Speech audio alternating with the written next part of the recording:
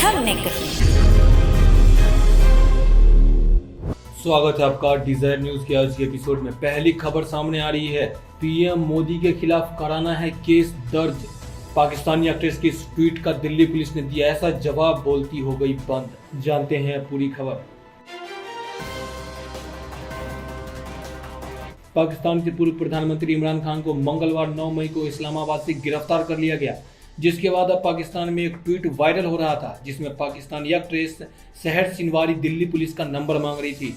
दरअसल सहर सिनवारी ने ट्वीट कर कहा कि उन्हें पीएम मोदी और भारतीय खुफिया एजेंसी रॉ के खिलाफ शिकायत दर्ज करनी है। उनके इस ट्वीट पर दिल्ली पुलिस ने मंगलवार 10 मई को करारा जवाब दिया। सिनवारी ने ट्वीट किया कि कोई भी दिल्ली पुलिस का ऑनलाइन लिंक जानता है, मुझे भारतीय पीएम और भारतीय खुफिया एजेंसी रॉ के खिलाफ शिकायत दर्ज करनी है, जो मेरे देश पाकिस्तान में अराजकता और आतंकवाद फैला रहे हैं। अगर भारतीय अदालतें स्वतंत्र है तो मुझे यकीन है कि भारतीय सुप्रीम कोर्ट मुझे न्याय दिलाएगा।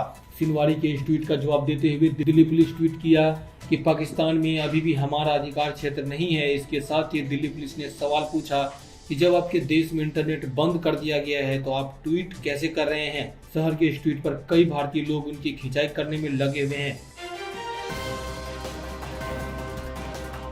बता दें कि पाकिस्तान तहरीक-ए-इंसाफ पीटीआई के अध्यक्ष इमरान खान को इस्लामाबाद में मंगलवार को गिरफ्तार कर लिया था। उनकी गिरफ्तारी के बाद पाकिस्तान में विरोध प्रदर्शन शुरू हो गया, जिसके चलते पाकिस्तान सरकार ने देश भर में सोशल मीडिया और इंटरनेट सेवाओं को निलंबित कर दिया।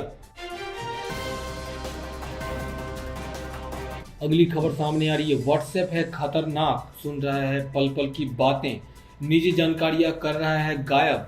जानते हैं पूरी खबर। इलोन मस्क आए दिन चर्चा में बने रहते हैं। वजह होती है उनके बयान जो उन्हें कंट्रोवर्सी का हिस्सा बना देते हैं। आपको बता दें कि व्हाट्सएप को लेकर मस्क का एक हालिया बयान ने व्हाट्सएप यूजर्स के बीच हड़कंप मचा दिया। हर कोई अब इस बयान के बारे में बात कर रहा है। आपको बता दें कि एक ट्विटर इंजीनियर ने व्हाट्सएप पर एक बग के संबंध में एक ट्वीट पोस्ट किया। फोर्ड डाबरी नाम के शख्स ने एक ट्वीट में कहा कि व्हाट्सएप बैकग्राउंड में माइक्रोफोन का उपयोग कर रहा था। यह उस दौरान हुआ जब मैं सो रहा था और जब से मैं सुबह 6 बजे उठा तब तक क्या चल रहा है। इस शख्स के ट्वीट का जवाब देते हुए मस्क ने लिखा, व्हाट्सएप पर भरोसा नहीं किया जा सकता। व्हाट्सएप ने कहा है कि समस्या एंड्रॉइड के साथ प्रतीत होती है, न कि उसके अपने ऐप के साथ। हम मानते हैं कि यह एंड्रॉइड पर एक बग है जो अपनी गोपनीयता डैशबोर्ड में गलत जानकारी देता है और गूगल को जांच और सुधार करने के लिए कहा है। दूसरी ओर गूगल ने बग के बारे में ज़्यादा कुछ नहीं कहा, लेकिन पुष्टि की कि वह इस मामले को देख रहा है। गूगल के एक प्रवक्ता ने एक बयान में कहा, हम इस मुद्दे से अवगत हैं और जांच के लिए व्हाट्सएप के साथ मिलकर काम कर रहे हैं। अगली खबर सामने आ रही है, अजय बंगा को चुना गया विश्व बैंक का नया अध्यक्ष। जानिए भारत से क्या है खास रिश्ता। भारतीय मूल के पूर्व मास्टर कार्ड सीईओ अजय बंगा को बुधवार को वर्ल्ड बैंक का अगला अध्यक्ष चुना गया। वह एशियाई मूल के पहले अध्यक्ष होंगे। वह 2 जून 2023 को अपने पद को संभालेंगे। उनका कार्यकाल 5 साल का होगा। गौरतलब है कि अजय बंगा को 25 सदस्यीय कार्यकारी बोर्ड ने बुधवार को निर्विरोध चुन लिया। इससे पहले बंगा ने मास्टर कार्ड के सीईओ भी रह चुके हैं। उन्हें वित्तीय और डेवलपमेंट के कार्य का बहुत अच्छा अनुभव रहा है। इस कार्यकाल में उसके सामने जलवायु परिवर्तन की बड़ी चुनौती रहने वाली है। इससे पहले वर्ल्ड बैंक के मौजूदा अध्यक्ष डेविड मलपास ने साल की शुरुआत में ही अपने कार्यकाल के पूरा होने से पहले ही पद छोड़ने की घोषणा कर दी थी। भारत अजय बंगा की पहचान का एक महत्वपूर्ण हिस्सा है। उनका पूरा नाम है अजय पाल सिंह बंगा।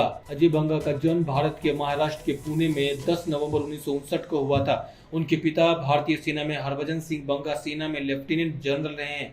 उनका परिवार मूल रूप से पंजाब के जालंधर का रहने वाला है।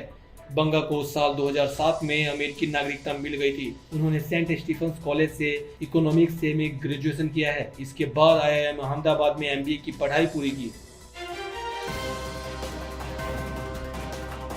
अगली खबर सामने आ रही है, मनोज बाजपेयी की नई फिल्म का आसाराम कनेक्शन। ट्रेलर रिलीज होते ही क्यों शुरू हुआ विवाद। जानते हैं पूरी खबर। एक्टर मनोज वाजपेयी की अपकमिंग फिल्म अपने ट्रेलर रिलीज के साथ ही विवादों में घिर गई है। हाल ही में मनोज ने अपनी अगली फिल्म सिर्फ एक बंदा काफी है का ट्रेलर शेयर किया। इस फिल्म में उन्होंने एक ऐसे वकील का किरदार निभाया है जो एक स्वयंभू भगवान यानी गॉडमैन के खिलाफ केस लड़ता है, जिसके ऊपर एक नाबालिग से रेप का आरोप है। जिसके बाद लोगों ने अंदाजा लगा लिया है कि फिल्म आसाराम बापू पर आधारित है, क्योंकि फिल्म में मनोज के किरदार का नाम पीसी सोलंकी है, जो आसाराम के खिलाफ केस लड़ने वाले रियल लाइफ वकील का भी नाम है। अब यहीं से विवाद की शुरुआत हुई है और आसाराम बापू के चैरिटेबल ट्रस्ट की तरफ से फिल्म के मेकर्स को लीगल नोटिस भेज दिया गया है। नोटिस में कोर्ट से मांग की है कि फिल्म के प्रमोशन और रिलीज को रोका जाए। आसाराम के वकीलों का कहना है कि ये फिल्म न सिर्फ आपत्तिजनक है बल्कि उनके मुवक्किल के खिलाफ अपमानजनक टिप्पणी भी करती है, जिससे उनके भक्तों की भावनाएं आहत हुई। वहीं इस पूरे मामले को लेकर फिल्म के प्रोड्यूसर आसिफ शेख का कहना है कि हमें नोटिस मिला है और हमारे वकील तय करेंगे कि हमारा अगला कदम क्या होगा। साथ ही उन्होंने कहा कि हमने पीसी सोलंकी की बायोपिक बनाई है और उनसे इसे लेकर सभी राइट्स भी लिए हैं, लेकिन अब अगर कोई कह रहा है कि ये फिल्म उनके ऊपर आधारित है तो हम किसी को भी सोचने से नहीं रोक सकते। उन्हें जो मानना है मानने दे। फिल्म जब रिलीज होगी तो इसमें सिर्फ सच्चाई ही देखने को मिलेगी। अगली खबर सामने आ रही है। मुरैना शूटआउट के इस मुख्य आरोपियों का शॉट एनकाउंटर, एक आरोपी के पैर में लगी गोली। जानते हैं पूरी खबर। मुरैना पुलिस ने लेवा गांव में हुई हत्याकांड के मुख्य आरोपी अजीत को उसके भाई भूपेंद्र समेत एक शॉट एनकाउंटर के दौरान गिरफ्तार कर लिया है। महुआ थाना इलाके के उसेद घाट के पास यह एनकाउंटर हुआ। इस मुठभेड़ में पुलिस की बंदूक से निकली गोली अजीत के पैर में जा लगी और भूपेंद्र के सिर में चोट आई। दोनों घायलों को इलाज के लिए जिला अस्पताल में भर्ती करवाया गया। दरअसल 5 मई को लेपा गांव में पुरानी रंजिश के चलते 6 लोगों की गोली मारकर हत्या कर दी गई थी। इस हत्याकांड का एक वीडियो भी सामने आया था, जिसमें एक युवक एक एक करके लोगों को गोली मारता नजर आ रहा था। इस युवक की पहचान अजीत सिंह तोमर के रूप में हुई। पुलिस ने इस मामले में पहले 9 आरोपियों पर एफआईआर दर्ज की थी और इसके बाद एक आरोपी का नाम और बढ़ गया था, जिसके बाद इस मामले में कुल 10 आरोपी बन गए थे। अजीत सिंह तोमर इस गोलीकांड में मुख्य आरोपी था। पुलिस की तरफ से आरोपियों पर 30-30 हजार रुपए का इनाम भी घोषित किया था। पुलिस को मुखबिर से सूचना मिली कि इस हत्याकांड का मुख्य आरोपी अजीत सिंह महुआ इलाके के उसेद घाट से नदी किनारे होते हुए बाहर भागने की फिराक में है। एसपी शैलेंद्र सिंह ने कहा कि पुलिस को मुखबिरों के माध्यम से यह सूचना प्राप्त हुई थी कि महुआ थाने के उसेद घाट पर आरोपियों का मूवमेंट है। दोनों नदी किनारे होते हुए बाहर निकलने की फिराक में थे। हम लोगों ने टीम लगाकर इन्हें घेरने का प्रयास किया और इनको सरेंडर करने के लिए कहा गया, लेकिन मुख्य आरोपी ने 315 बोर की राइफल से पुलिस पर फायर कर दिया। पुलिस ने जब उन पर जवाबी फायर किया तो मुख्य आरोपी के पैर में गोली जा लगी और वह घायल हो गया। अगली खबर सामने आ रही है। दिल्ली में जल्द शुरू होगी electric bike taxi service. Kejriwal ने नई कैब एग्रीगेटर योजना को दी मंजूरी। जानते हैं पूरी खबर। दिल्ली में अरविंद केजरीवाल सरकार ने बुधवार को मोटर वाहन एग्रीगेटर योजना 2023 की घोषणा की। दिल्ली सरकार ने इस योजना को अंतिम रूप देकर उपराज्यपाल के लिए सहमति लेने के लिए भेज दिया है। उपराज्यपाल से अनुमति लेने के बाद दिल्ली में बाइक टैक्सी चलाने का रास्ता साफ हो जाएगा। साथ ही मसौदे को परिवहन विभाग की तरफ से जनता फीडबैक और टिप्पणियों के लिए रखा जाएगा।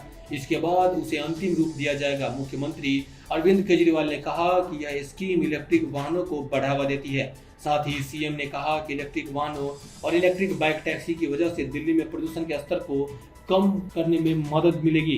केजरीवाल ने कहा कि इस योजना का उद्देश्य यात्रा के दौरान यात्रियों की सुरक्षा सुनिश्चित करने के साथ ही कैब एग्रीगेटरों की सेवा की गुणवत्ता सुनिश्चित करना है। साथ ही इलेक्ट्रिक वाहनों के उपयोग को बढ़ावा देना है।